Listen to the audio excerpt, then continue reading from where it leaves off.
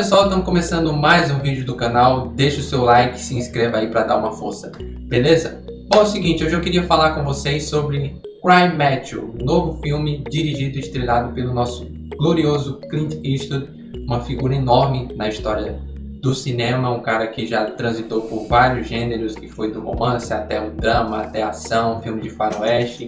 É uma figura muito importante para a história do cinema, é um cara que eu particularmente admiro muito, e é um cara que tem inclusive filmes dele que tá na minha lista dos melhores filmes que eu já vi até hoje, como é o caso de Gran Torino, e eu estava muito ansioso na expectativa e curioso também para ver como que ele iria se sair com esse novo filme, Cry Macho, que é um filme que já passou por várias mãos, né?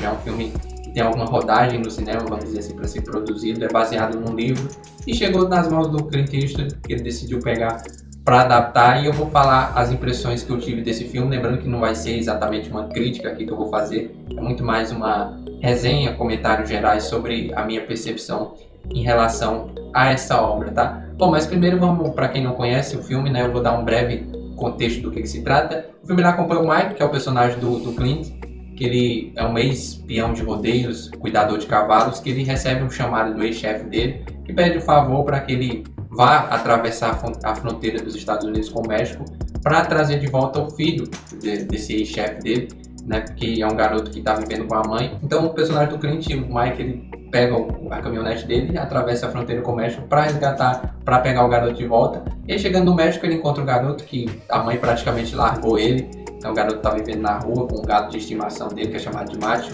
Então o Clint, ele tenta, né, convencer o garoto a vir com ele, levar ele de volta para o pai. O garoto está meio rebelde com aquela situação, está vivendo na rua e tudo mais, mas no fim das contas acaba aceitando ir com o personagem do Clint, e eles fazem toda essa jornada de volta, e a mãe do garoto não aceita a situação, coloca um capanga para ir atrás dele, para impedir aquela situação. Não que ela ligue para o garoto, né, mas ela tem interesse com ele, assim como o pai do garoto também. Então a premissa do filme é bem simples, vamos dizer assim, que seja um falso road movie, né, porque tem características de road movie, mas tem algumas características ali que fogem um pouco, né, de falso filme de escapada.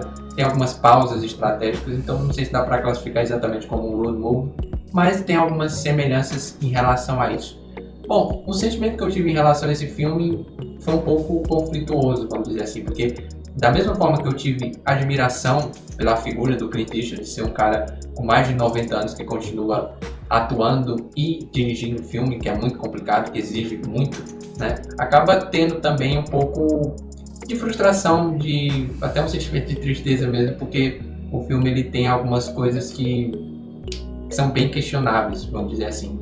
Eu sou um cara que eu defendo muito, principalmente a presença maior de pessoas da terceira idade no cinema. Eu acho que até por uma questão de respeito mesmo, porque muitas das coisas que a gente tem na sociedade hoje a gente deve a essas pessoas de maior idade, que muitas coisas foram eles que construíram para proporcionar para a gente. Então você tem que ter um respeito, tem que ter uma admiração.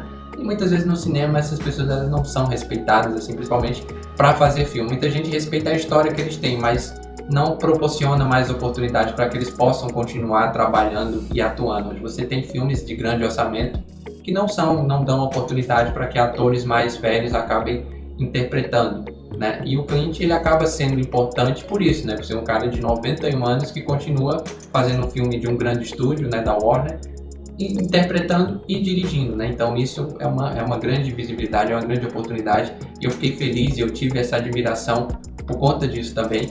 Mas o filme ele tem coisas assim que me decepcionaram, que me frustraram um pouco e que faz com que eu não dê uma boa avaliação em relação a esse filme, tá?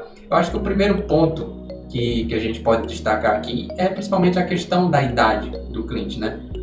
Não que o filme não fosse para ele, mas eu acho que talvez perdeu-se a oportunidade ali de fazer com que o personagem do Clint ele se tornasse mais vulnerável. Porque o filme ele proporciona ali alguns momentos em que o personagem principal ele vai ter que se aventurar, ele vai ter que superar alguns obstáculos para conseguir cumprir a missão dele, que é levar o garoto de volta para o pai. E tem um capanga atrás dos dois, né? Então você poderia ter explorado, o filme poderia ter explorado um pouco mais essa questão da vulnerabilidade do personagem principal, de ter que enfrentar algumas situações ali, né? E por conta da idade acabar tendo algumas limitações, mas apesar de tudo ele acabar se mostrando útil, se mostrando com uma superação maior de ter que enfrentar todas aquelas situações. E o filme acaba desperdiçando isso. Você tem poucas cenas em que o personagem do Clint ele é exigido de verdade. Que eu acho que isso foi cortado justamente pelas limitações, né, da idade do Clint. Mas você poderia realmente mostrar o personagem de uma forma mais vulnerável àquilo e com a mensagem no final de que ele conseguiu superar independente disso.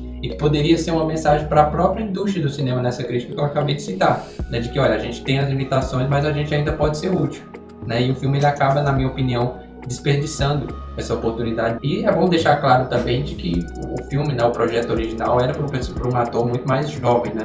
Já passou, inclusive, né, esse projeto ele já é rodado, vamos dizer assim, no cinema já há algum tempo, e já passou pelas mãos de atores bem mais jovens, no mínimo uns 20 anos mais jovens, para interpretar o personagem do Mike, e agora acabou caindo nas mãos do Clint. E eu achava, inclusive, quando eu vi as primeiras informações sobre o projeto, que o personagem que o Clint ele iria explorar essa questão da vulnerabilidade do seu personagem, né, das limitações que ele tem, mas que no final ele conseguiria superar para dar essa mensagem de que ele ainda pode ser útil. Então o filme, para mim, ele já perdeu uma oportunidade aí. Mas a grande questão que me incomodou no filme não foi nem tanto pela questão da idade do personagem do Clint. É muito porque realmente o filme ele tem algumas situações ali que são bem questionáveis mesmo em questão de desenvolvimento e de direção. Eu achei que a direção do Clint nesse filme ela acabou sendo burocrática demais e até careta em algumas situações. Eu achei que faltou um pouco mais daquela imposição que a gente vê em vários filmes do Clint, né, como Garota de Ouro, como você vê no próprio Mundo Perfeito, né, que é um filme de road movie que é bem parecido com Cry Matthew, o próprio Gran Torino. Né? A Mula também até tinha umas características bem mais visíveis em relação a isso que a gente acaba tendo em ausência aqui em Cry Matthew. Né? Então eu achei que nesse quesito de direção, não sei se aí também por conta da limitação da idade, né, do Clint tentar fazer um filme um pouco mais intenso nesse sentido, eu acho que acabou faltando aqui em Cry Matthew e a gente acaba tendo um filme que ele tem uma direção bem burocrática, bem convencional e, como eu falei, até careta em algumas situações. Talvez tivesse faltado um pouco mais de ousadia nesse sentido. Em relação ao desenvolvimento mesmo, os conflitos, eu acho que o filme ele peca em muitas situações ali que chegam a dar vergonha alheia. Sinceramente, tem algumas situações ali que são muito mal desenvolvidas e a gente parece até que está assistindo um filme dos Trapalhões. Você tem, por exemplo, o personagem do Capanga, da mãe do garoto que é colocado para perseguir os dois, né, para impedir que o protagonista ele complete a missão dele, que esse Capanga, ele raramente, praticamente durante o filme inteiro, ele raramente dá a impressão ali de que vai impedir o personagem do Clint de concluir essa missão dele, sabe? É uma sequência de trapalhadas, principalmente a resolução final que a gente teria aí, o grande combate, né? O grande conflito, o grande confronto entre o protagonista e o que seria, né, esse antagonista, esse personagem aí do Capanga, que está na cola deles o tempo todo, e a resolução acaba sendo feita de uma forma que chega a ser patética, praticamente. Eu não vou dar muito spoiler aqui de como aconteceu, mas envolve o personagem do Galo, né, que o garoto, que é o galo de estimação do garoto, que é chamado de Matthew, né, e é solucionado com esse galo de uma forma assim patética, sabe, que chega a ser risível em alguns momentos. E você tem também ali a polícia que dá a impressão, né, isso não fica claro não, que se a polícia está na cola do Mike com o garoto para tentar impedir, né, que ele leve o pai de volta, que ele leve o garoto de volta para o pai, né, e não fica claro isso, se a polícia está atrás deles por esse motivo, mas em alguns momentos, assim, quando dá a entender de que eles estão atrás dos dois por isso, acaba sendo meio que uma coisa também que a polícia age de uma forma bem questionável, na minha opinião, sabe, de uma forma assim que parece realmente que você tá vendo um filme de comédia, só que não é comédia, sabe. Há quem diga, inclusive, que o filme ele faz meio que uma sátira, uma ironia em algumas situações, principalmente até pela questão do título, né, de ser o Cry Matthew, né, o Matthew, da questão da masculinidade, que seria uma crítica que o Clint teria tentado fazer, inclusive, para ele mesmo, né, para a trajetória que ele tem no cinema, de ser um cara que sempre interpreta esses personagens durões e tudo mais, mas dando a entender de que, na verdade, a masculinidade, o fato de ser macho, de verdade, vamos dizer assim, não está relacionado à questão do perfil, de ser durão, de ser esse comportamento agressivo e tudo mais, mas a questão das responsabilidades, entendeu? Só que o filme, se ele faz esse tipo de crítica, é mais no subtexto, não na questão da ironia em si, porque se tenta ser um filme de comédia, eu não consigo pegar comédia em muitos desses momentos. Para mim é um filme de drama, Então esses momentos onde você tem atrapalhado, onde você tem a questão da polícia tentando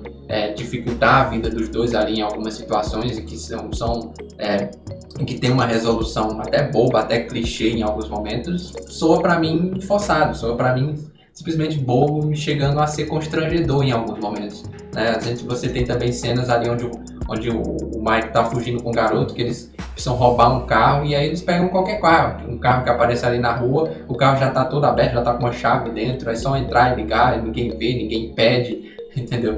Então assim, pode ser um detalhe também, que eu posso estar sendo rigoroso demais, mas acaba sendo pra mim uma coisa assim muito boba, muito ingênua em algumas situações. A própria relação também do personagem do Clint com a Martha, que é uma mulher, né, uma viúva que acaba ajudando ali os dois também durante essa jornada deles, acaba sendo um pouco forçada a relação dos dois. Eu não consigo sentir muita autenticidade ali, muita verdade, né? Tem o carisma tanto da personagem como o carisma do Clint, mas eu acho que a relação deles, e principalmente no desfecho do filme, no final, eu acho que acaba soando até um pouco forçado, na minha opinião, tá?